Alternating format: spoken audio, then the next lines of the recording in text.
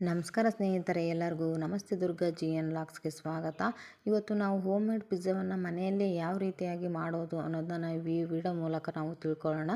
ನೀವು ನಮ್ಮ ಚಾನಲ್ನ ಫಸ್ಟ್ ಟೈಮ್ ನೋಡ್ತಾ ಇದ್ದರೆ ಇದೇ ರೀತಿಯಾದಂಥ ಅನೇಕ ವಿಡಿಯೋಗಳು ನಿಮಗೆ ಬೇಕಾಗಿದ್ದರೆ ದಯವಿಟ್ಟು ನಮ್ಮ ಚಾನಲ್ನ ಸಬ್ಸ್ಕ್ರೈಬ್ ಆಗಿ, ಅದೇ ರೀತಿಯಾಗಿ ಬೆಲ್ ಐಕನ್ನ ಪ್ರೆಸ್ ಮಾಡಿ ಈ ವಿಡಿಯೋಗೆ ಒಂದು ಲೈಕ್ ಕೊಡೋದನ್ನ ಮರಿಬೇಡಿ.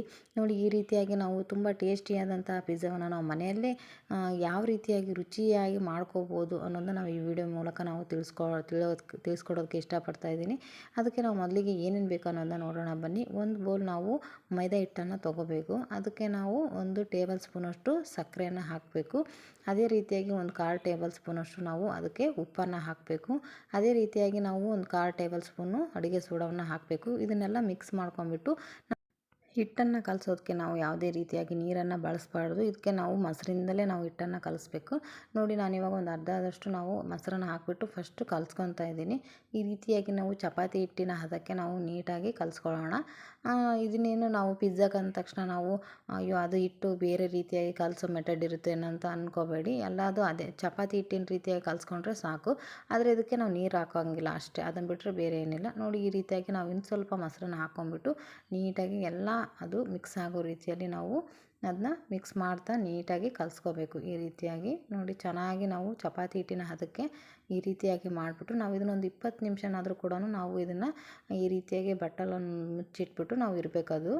ನಾವಿವಾಗ ಪಿಜ್ಜಾ ಸಾಸನ್ನು ಮನೆಯಲ್ಲಿ ಯಾವ ರೀತಿಯಾಗಿ ಮಾಡ್ಕೊಳೋದು ಅಂತ ನೋಡೋಣ ಬನ್ನಿ. ನಾವು 2 ಟೊಮೊಟೊ, 1 ಈರುಳ್ಳಿ, 1 ಬೆಳ್ಳುಳ್ಳಿ ದೊಡ್ಡದು, ಒಂದು ಸ್ವಲ್ಪ ಶುಂಠಿಯನ್ನು ಹಾಕಿಬಿಟ್ಟು ನಾವು ಇದನ್ನು ಫಸ್ಟಿಗೆ ಬೇಯಿಸ್ಕೋಬೇಕು. ಇವೆಲ್ಲವನ್ನು ನಾವು ಕೂಡ ಬೇಯಿಸ್ಕೋಬೇಕು. ನೋಡಿ, ಇದನ್ನು ನಾವು ನೀಟಾಗಿ ಒಂದು 5ರಿಂದ 6 ನಿಮಿಷ ಬೇಯಿಸ್ಕೊಂಡ್ಮೇಲೆ ಅದನ್ನು ನಾವು ಗ್ಯಾಸ್ ಆಫ್ ಮಾಡಿಬಿಟ್ಟು ನಾವು ಅದೇ ಹಬೆಯಲ್ಲಿ ಇನ್ನೂ ಸ್ವಲ್ಪ ಬೇಯೋ ಹಾಗೆ ನಾವು ಅದರಲ್ಲೇ ಬಿಡಬೇಕು. ಬಿಟ್ಟು ತಣ್ಣಗಾದ್ಮೇಲೆ ನಾವು ನೀರನ್ನು ಸೋಸ್ಕೊಂಡ್ಬಿಟ್ಟು ಅದನ್ನು ನಾವು ಮಿಕ್ಸಿಗೆ ಹಾಕ್ಕೊಂಡು ಬಿಡಬೇಕು. ಅದನ್ನ ನುಣ್ಣಗೆ ಮಿಕ್ಸಿಗೆ ರುಬ್ಕೋಬೇಕು. ಈಗ ಅದೇ ಪ್ಯಾನ್ಗೆ ನಾವು ಒಂದು ಸ್ವಲ್ಪ ಎಣ್ಣೆಯನ್ನು ಹಾಕಿಬಿಟ್ಟು ಅದಕ್ಕೆ ಒಂದು ಸ್ವಲ್ಪ ಖಾರದ ಪುಡಿಯನ್ನು ಹಾಕಿಬಿಟ್ಟು, ಖಾರ ಪುಡಿಯನ್ನು, ಇದಕ್ಕೆ ಓರೆಗಾನೋ ಅಂತ ಬರುತ್ತೆ, ಅದು ರೇಷನ್ ಅಂಗಡಿಯಲ್ಲೇ ಸಿಗುತ್ತೆ. ನೀವು ಅದನ್ನು ತಂದುಬಿಟ್ಟು 1 ಪ್ಯಾಕೆಟ್ ಹಾಕಿ ಇದಕ್ಕೆ. ನೋಡಿ, ನಾವು ಒರೆಗಾನೋ ಹಾಕೋದ್ರಿಂದ ತುಂಬ ಟೇಸ್ಟಿಯಾಗಿ ಬರುತ್ತೆ ಪಿಜ್ಜಾ ಸಾಸು. ಈ ರೀತಿಯಾಗಿ ನಾವು ರುಬ್ಕೊಂಡಿರುವಂತಹ ಮಸಾಲೆನ ನಾವು ಇದಕ್ಕೆ ಹಾಕಿಬಿಟ್ಟು ನಾವು ಚೆನ್ನಾಗಿ ಕುದಿಸ್ಬೇಕು. ಇದನ್ನು ಒಂದು ಸ್ವಲ್ಪ ನೀರಾದರೂ ಪರವಾಗಿಲ್ಲ, ಯಾಕಂದರೆ ಅದು ಕುದೀತಾ ಸ್ವಲ್ಪ ಕಡಿಮೆ ಆಗುತ್ತಲ್ವ, ಅದಕ್ಕೋಸ್ಕರ ಒಂದು ಸ್ವಲ್ಪ ನೀರಿದ್ರೂ ಪರವಾಗಿಲ್ಲ. ಎಲ್ಲ ತೊಳೆದ್ಬಿಟ್ಟು ಹಾಕಿ ಅದು ಕುದೀತಾ ಸಾಸ್ ರೀತಿಯಾಗಿ ತುಂಬ ಚೆನ್ನಾಗಿ ಬರುತ್ತೆ. ನೋಡಿ, ಈ ರೀತಿಯಾಗಿ ನಾವು ಒಂದು ಸ್ವಲ್ಪ ಕುದಿಬೇಕಾದ್ರೆ 1 ಟೇಬಲ್ ಸ್ಪೂನಷ್ಟು ಸಕ್ಕರೆ, ಒಂದು ಅರ್ಧ ಟೀ ಸ್ಪೂನಷ್ಟು ನಾವು ಇದಕ್ಕೆ ಉಪ್ಪನ್ನು ಹಾಕಿಬಿಟ್ಟು ಈ ರೀತಿಯಾಗಿ ಕುದಿಸಿ ಕ್ಲೋಸ್ ಮಾಡಿಬಿಡಬೇಕು. ಅದು ತಣ್ಣಗಾಗೋಕೆ ಬಿಡಬೇಕು. ನೋಡಿ, ಇವಾಗ ನಾವು ಒಂದು ಸ್ಟೀಲ್ ಪ್ಲೇಟನ್ನು ತೊಗೊಂಡ್ಬಿಟ್ಟು ಅದಕ್ಕೆ ನೀಟಾಗಿ ಎಣ್ಣೆಯನ್ನು ಹಚ್ಚೋಣ. ಈ ರೀತಿಯಾಗಿ ಅದಕ್ಕೆ ನಾವು ಹಿಟ್ಟನ್ನು ನಾವು ಚಪಾತಿ ರೀತಿಯಾಗಿ ಲಟ್ಟಿಸ್ಕೊಂಡ್ಬಿಟ್ಟು ಈ ರೀತಿಯಾಗಿ ಹಾಕಬೇಕು. ನೋಡಿ, ಇಷ್ಟು ದಪ್ಪ ಇದ್ದರೆ ಸಾಕು. ಇದಕ್ಕೆ ನಾವು ಒಂದು ಫೋರ್ಕನ್ನು ತೊಗೊಂಡ್ಬಿಟ್ಟು ಅದಕ್ಕೆ ಹೋಲನ್ನು ಮಾಡಬೇಕು. ಯಾಕಂದರೆ ನಾವು ಪಿಜ್ಜಾ ಸಾಸೆಲ್ಲ ಹಾಕ್ತೀವಲ್ಲ, ಅದೊಂದು ಸ್ವಲ್ಪ ಹೋಲೊಳಗೆ ಹೋದರೆ ಟೇಸ್ಟಿಯಾಗಿ ಬರುತ್ತೆ. ಆಮೇಲೆ ನೀಟಾಗಿ ಕೂಡ ಅದು ಬೇಯೋದಕ್ಕೂ ಕೂಡ ಈಸಿ ಆಗುತ್ತೆ ಅಂತ ಈ ರೀತಿಯಾಗಿ ಎಲ್ಲ ಹೋಲ್ ಮಾಡಬೇಕು.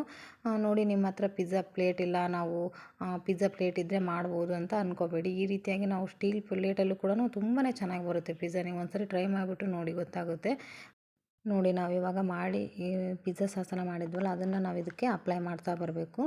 ನಾವು ಇದಕ್ಕೆ ಎಷ್ಟು ಹಾಕ್ತೀವೋ ಅಷ್ಟು ಟೇಸ್ಟಾಗಿ ಬರುತ್ತೆ. ಅದಕ್ಕೋಸ್ಕರ ನೀವು ಒಂದು ಸ್ವಲ್ಪ ಜಾಸ್ತಿನೇ ಇದಕ್ಕೆ ಒಂದು ಸ್ವಲ್ಪ ಅಪ್ಲೈ ಮಾಡ್ಕೊತ ಬನ್ನಿ. ಈ ರೀತಿಯಾಗಿ ಒಂದು ಸ್ವಲ್ಪ ತಿಕ್ಕಾಗಿ ಇರಲಿ, ತುಂಬಾ ಟೇಸ್ಟಿಯಾಗಿರುತ್ತೆ. ನೋಡಿ, ಈ ರೀತಿಯಾಗಿ ಎಲ್ಲ ಹಾಕ್ಬಿಟ್ಟು ನಾವು ಇದಕ್ಕೆ ಕಟ್ ಮಾಡಿರುವಂಥ ವೆಜಿಟೇಬಲ್ಸ್, ನೀವು ಕ್ಯಾಪ್ಸಿಕಮ್ ಆಗಿರ್ಬೋದು, ಟೊಮ್ಯಾಟೊ, ಈರುಳ್ಳಿ, ನಿಮಗೆ ಯಾವ್ದು ಬೇಕಾಗುತ್ತೋ ಅಂದರೆ ಪನ್ನೀರ್ ಹಾಕ್ಕೊಳ್ಳಿ ಬೇಕಾದರೆ ನಿಮಗೆ, ಇಲ್ಲ ಬೇಬಿ ಕಾರ್ನ್ ಹಾಕ್ಕೋಬೋದು. ನಿಮಗೆ ಯಾವ ರೀತಿ ಇಷ್ಟ ಆಗುತ್ತೋ, ಒಟ್ಟು ಪಿಜ್ಜಾದಲ್ಲೇ ನಿಮಗೆ ಯಾವ ಫ್ಲೇವರು ಯಾವ್ದು ಇದು ಇಷ್ಟ ಆಗುತ್ತೋ ಅದನ್ನೆಲ್ಲ ಕೂಡ ನಾವು ವೆಜಿಟೇಬಲ್ಸ್ನ ಹಾಕ್ಕೋಬೋದು. ನೋಡಿ, ಈ ರೀತಿಯಾಗಿ ನಾವು ನೀಟಾಗಿ ಎಲ್ಲನೂ ನಾವು ಪಿಜ್ಜಾ ರೀತಿಯಾಗಿ ನಾವು ಡಿಫ್ರೆಂಟಾಗಿ ನಾವು ಇರಲಿ ಅಂತ ಹೇಳ್ಬಿಟ್ಟು ಈ ರೀತಿಯಾಗಿ ನೋಡಿ, ಚಿಲ್ಲಿ ಫ್ಲೇಕ್ಸ್ ಅದ್ರ ಮೇಲೆ ಒಂದು ಸ್ವಲ್ಪ ಹಾಕಬೇಕು. ಒರೆಗಾನೋ ಪೌಡ್ರ್ ಕೂಡ ಸ್ವಲ್ಪ ಅದಕ್ಕೆ ಹಾಕಬೇಕು. ತುಂಬಾ ಟೇಸ್ಟಿಯಾಗಿ ಬರುತ್ತೆ. ನೋಡಿ, ಈ ರೀತಿಯಾಗಿ ಹಾಕಿಬಿಟ್ಟು ನಾನು ಹೋಮ್ ಮೇಡ್ ಪನ್ನೀರು, ನಾನು ಮನೆಯಲ್ಲೇ ಪನ್ನೀರನ್ನು ಮಾಡಿರೋದು. ನಿಮಗೆ ಬೇಕಾದರೆ ನನ್ನ ಚಾನಲಲ್ಲಿ ವಿಡಿಯೋ ಇದೆ, ದಯವಿಟ್ಟು ಚೆಕ್ ಮಾಡ್ಕೊಳ್ಳಿ ಬೇಕಾದರೆ. ನೋಡಿ, ಈ ರೀತಿಯಾಗಿ ಮನೆಯಲ್ಲೇ ಮಾಡಿರುವಂಥ ಚೀಸನ್ನು ನಾನು ಇದಕ್ಕೆ ಹಾಕ್ತಾಯಿದ್ದೀನಿ. ಚೀಸ್ ಕೂಡ ಅಷ್ಟೇ ತುಂಬಾ ಚೆನ್ನಾಗಿ ಬರುತ್ತೆ ನಾವು ಮನೆಯಲ್ಲೇ ಮಾಡೋದ್ರಿಂದ. ಈ ರೀತಿಯಾಗಿ ನಾವು ಚೀಸ್ ಹಾಕಿದರೆ ನೋಡಿ, ಇವಾಗ ಹೋಮ್ ಮೇಡ್ ಪಿಜ್ಜಾ ರೆಡಿ ಆಯಿತು ಅಂತಲೇ ಅರ್ಥ. ನೋಡಿ, ಎಷ್ಟು ಚೆನ್ನಾಗಿ ಬಂದಿದೆ ಅಂತ. ಇವಾಗ ನಾವು ಓವೆನ್ ಇಲ್ಲ ಅಂತ ಅಂದ್ಕೋಬೇಡಿ ನೀವು. ನಾವು ಮನೆಯಲ್ಲೇ ಇರುವಂತಹ ಪ್ಯಾನ್ಗೆ ನಾವು ಈ ರೀತಿಯಾಗಿ ಸ್ಟ್ಯಾಂಡನ್ನು ಹಾಕಿಬಿಟ್ಟು ಅದರಲ್ಲಿ ನಾವು ಮಾಡಿರುವಂತಹ ಪಿಜ್ಜಾವನ್ನ ನಾವು ಇದರಲ್ಲಿ ಇಟ್ಬಿಟ್ಟು ಒಂದು 10 ರಿಂದ 15 ನಿಮಿಷ ಬೇಯಿಸಿದರೆ ಸಾಕು. ಮನೆಯಲ್ಲೇ ಸೂಪರಾಗಿರುವಂಥ ಪಿಜ್ಜಾ ರೆಡಿ ಆಗುತ್ತೆ. ನೋಡಿ ಈ ರೀತಿಯಾಗಿ ನಾವು ಇಟ್ಬಿಟ್ಟು ನಾವು ಇದನ್ನ ಕ್ಲೋಸ್ ಮಾಡಿಬಿಟ್ರೆ ಮುಗಿಯಿತು. ಓವೆನ್ ಇದ್ದರೆ ಅಷ್ಟೇ ನಾವು ಪಿಜ್ಜಾ ಮಾಡ್ಕೋಬೋದು ಅಂತ ಅಂದ್ಕೋಬೇಡಿ. ಈ ರೀತಿಯಾಗಿ ಒಂದು ಸಾರಿ ಟ್ರೈ ಮಾಡಿ ನೋಡಿ. ನೀವು ಆನ್ಲೈನಲ್ಲಿ ಆರ್ಡ್ರ್ ಮಾಡೋದು ಬಿಟ್ಬಿಟ್ಟು ಅಥವಾ ಎಲ್ಲಾದರೂ ಹೋಗಿ ಹೊರಗಡೆ ತಿಂದು ಬಿಟ್ಬಿಟ್ಟು ಈ ರೀತಿಯಾಗಿ ಮನೆಯಲ್ಲೇ ನೀವು ಪಿಜ್ಜಾ ಮಾಡ್ಕೊಂಡು ತಿನ್ನೋಕ್ಕೆ ಇದನ್ನು ಮಾಡ್ತೀರಾ, ಇಷ್ಟಪಡ್ತೀರಾ. ಅಷ್ಟು ಚೆನ್ನಾಗಿ ಬರುತ್ತೆ. ನೋಡಿ ಅದು ಬೆಂದಿದೆ ಇಲ್ಲೋ ಅಂತ ನಾನು ಒಂದು ಫೋರ್ಕಲ್ಲಿ ನಾನು ಈ ರೀತಿಯಾಗಿ ನೋಡ್ತಾ ಇದ್ದೀನಿ. ಅದು ಕ್ಲಿಯರಾಗಿ ಬೆಂದಿದೆ ಅಂತಲೇ ಅರ್ಥ. ಇವಾಗ ನಾನು ಇದನ್ನು ಗ್ಯಾಸನ್ನು ಆಫ್ ಮಾಡಿಬಿಡ್ತೀನಿ. ತುಂಬಾ ಚೆನ್ನಾಗಿ ಬಂದಿದೆ ಪಿಜ್ಜಾ. ನೀವು ಒಂದು ಸಾರಿ ಟ್ರೈ ಮಾಡಲೇಬೇಕು. ಇದಕ್ಕೆ ನೀವು ಇನ್ನು ಸ್ವಲ್ಪ ಮೇಲೆ ಚಿಲ್ಲಿ ಫ್ಲೇಕ್ಸು ಆಮೇಲೆ ಒರೆಗಾನೋ ಹಾಕ್ಕೊಂಡ್ರೆ ತುಂಬ ಟೇಸ್ಟಿಯಾಗಿ ಬರುತ್ತೆ. ಇದಕ್ಕೆ ನಾವು ಸಾಸನ್ನು ಹಾಕ್ಬಿಟ್ಟು ಟೊಮೊಟೊ ಸಾಸನ್ನು ಹಾಕ್ಕೊಂಡು ತಿಂತಾಯಿದ್ರೆ ತುಂಬಾ ರುಚಿಯಾಗಿ ಬರುತ್ತೆ. ಒಂದು ಸಾರಿ ದಯವಿಟ್ಟು ಟ್ರೈ ಮಾಡಿ. ಅದೇ ರೀತಿಯಾಗಿ ಕಮೆಂಟಲ್ಲಿ ತಿಳಿಸಿ.